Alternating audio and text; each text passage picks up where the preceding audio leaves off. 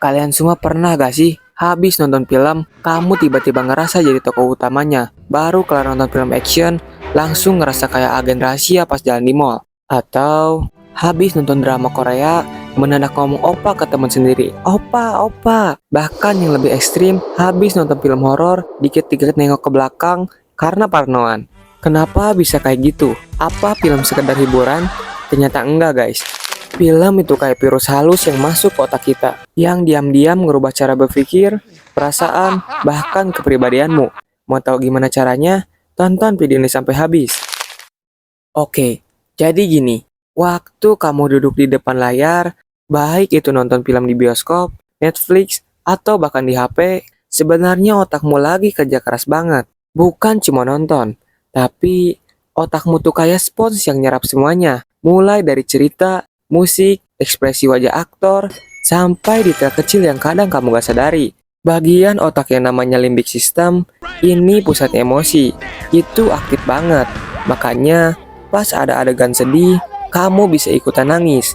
Atau pas ada jump scare horor, jantungmu langsung deg-degan. Tapi bukan cuma itu guys, ada juga yang namanya prefrontal cortex, bagian otak yang ngebantu kita mikir secara kritis. Ini yang bikin kita merenung habis nonton film berat, kayak Inception atau Interstellar. Dan ternyata film bisa masuk lebih dalam, sampai ke bagian diri kita yang paling personal. Bukan cuma sekedar merasakan, tapi juga bisa mengubah. Nah, sekarang kita bahas, kenapa film bisa masuk ke otak kita begitu dalam? Ternyata ada 3 mekanisme utama yang kerja di balik layar otak kita. Dan yang menariknya, kita gak sadar sama sekali. Yang pertama, classical conditioning. Kalian pernah gak lagi santai, tiba-tiba dengar lagu dari film yang bikin kamu baper? Misalnya, soundtrack Titanic.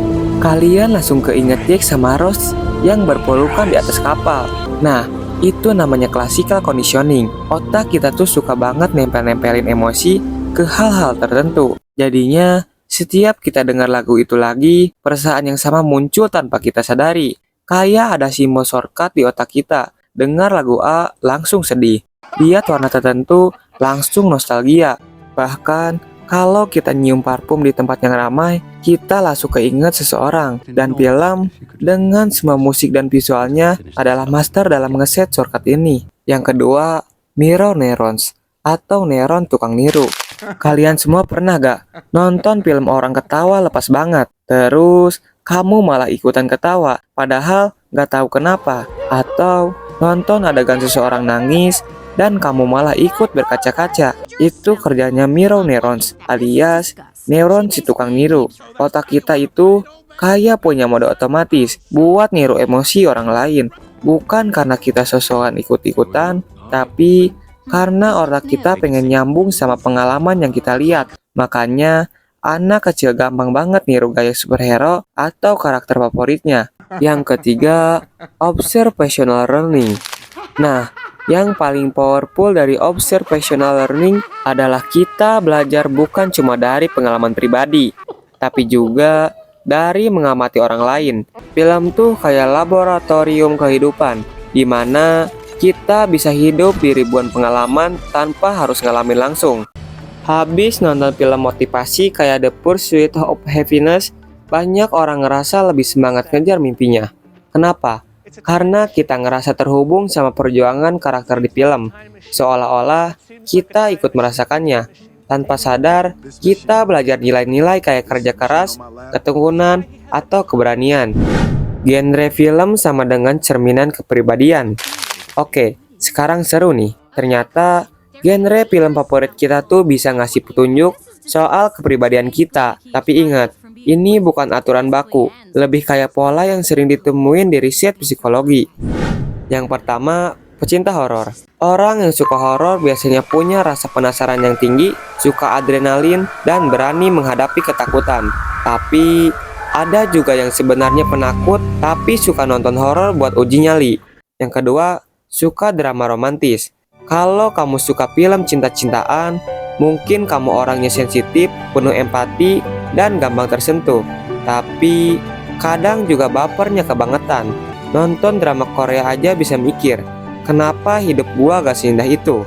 Aneh banget kan? Selanjutnya, fans berat action.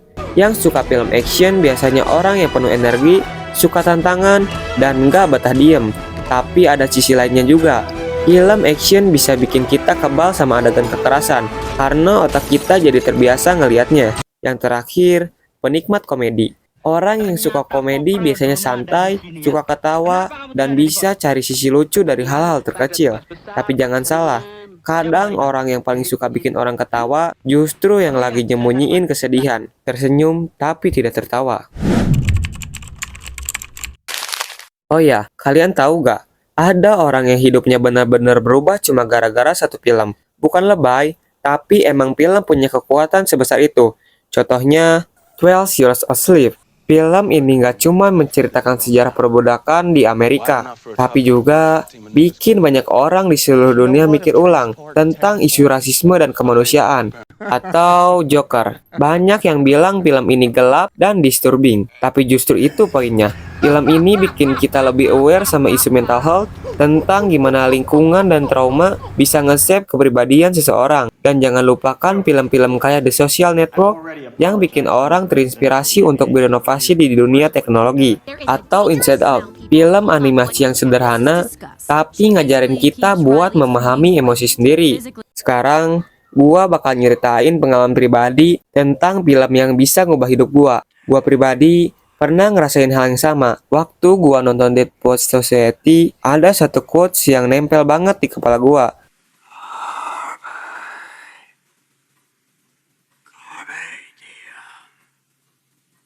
Seize the day, boys. Make your lives extraordinary.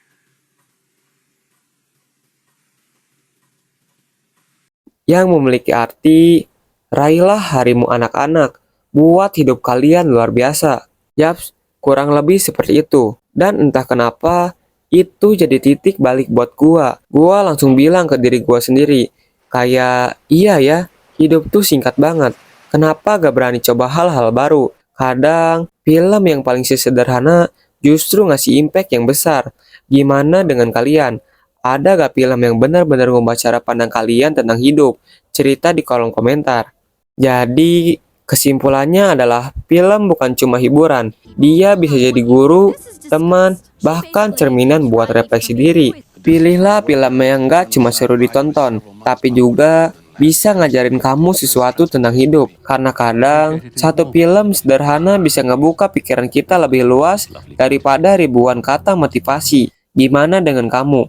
Film apa yang pernah bikin kamu ngerasa, wah, ini ngubah cara pandang gua? Ceritain di kolom komentar ya. Siapa tahu ceritamu bisa menginspirasi orang lain juga. Kalau kamu suka video ini, jangan lupa like, komen, dan juga subscribe ya.